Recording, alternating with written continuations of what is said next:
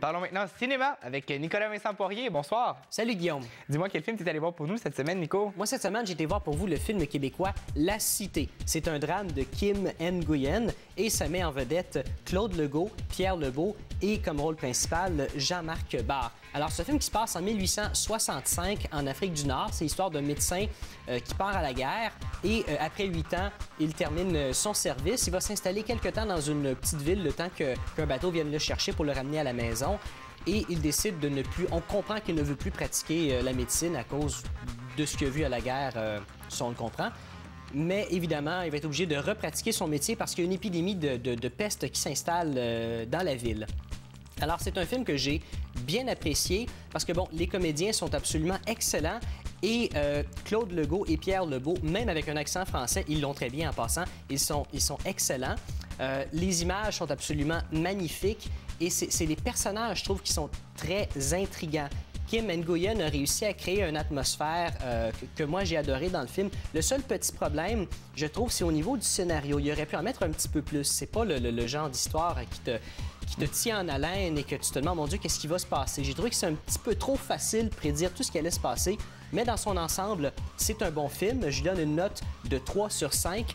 Et dans le même genre, bien, pas tout à fait dans le même genre, mais je pourrais comparer Kim Nguyen au réalisateur français Jean-Pierre Jeunet, qui a réalisé en 91 le film Délicatessen. Il s'est fait connaître pour ça, parce que je trouve que les deux réalisateurs se ressemblent beaucoup dans la façon d'approcher leurs personnages qui sont intrigants dans chacun de leurs films respectifs. Jean-Pierre Jeunet a aussi réalisé le film Le fabuleux destin d'Amélie Poulain et Un long dimanche de fiançailles. Alors, pour tous ceux qui aiment ce que Kim Nguyen fait, je conseille fortement le réalisateur Jean-Pierre Jeunet. Et puis, un deuxième film que tu es allé voir pour nous? Oui, j'ai été voir le film Hot Tub Time Machine dans une autre catégorie totalement. C'est un film, c'est une grosse comédie. Ça met en vedette John Cusack et c'est l'histoire de 3 chums du secondaire qui sont devenus un peu losers avec le temps et ils décident, pour se remonter le moral, d'aller dans un hôtel où il y avait l'habitude d'aller et faire la fête quand ils étaient plus jeunes. L'hôtel est rendu absolument tout croche et ils sont encore plus déprimés. Et ils s'endorment après une grosse soirée avec de l'alcool. Ils s'endorment dans un spa et ils se réveillent le lendemain en 1986. Alors là, ils capotent un peu, ils ne savent pas trop quoi faire et ils décident de recréer chacun des pas qu'ils avaient fait cette journée-là en 86 pour pas chambouler le futur. C'est une comédie que j'ai bien appréciée. Je donne au film une note de 3 sur 5. Il y a des petites longueurs par contre, mais il y a des moments punchés qui sont extrêmement, extrêmement drôles. Il y a d'ailleurs Crispin Glover qui a un petit rôle dans ce film-là. Il joue un valet de chambre que dans le présent, il lui manque un bras. Et en 86, on le voit et il a encore son bras. Alors, tous les personnages se demandent tout le temps, OK, c'est-tu là qui va perdre son bras? Donc, c'est assez drôle.